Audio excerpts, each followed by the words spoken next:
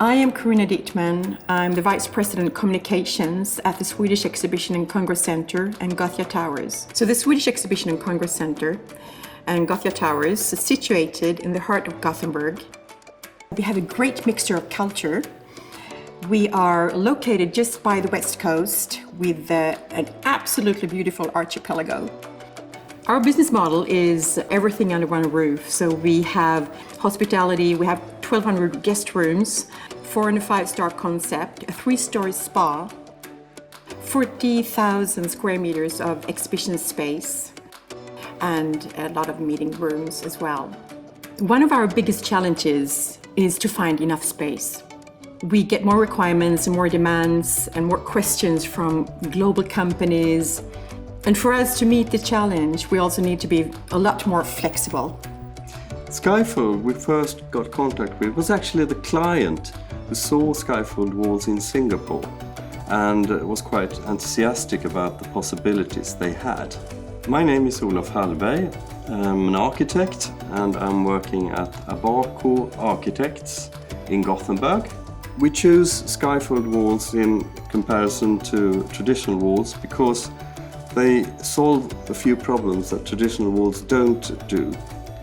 Being able to change the premises very quickly from one event to another and perhaps within an event is crucial.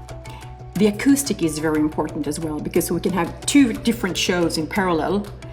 The design of Skyfold walls are also very appropriate because you don't get all these stuff around. They can adjust to walls and to the floor without any special beams or any special constructions, which makes it look very clean when it comes to design.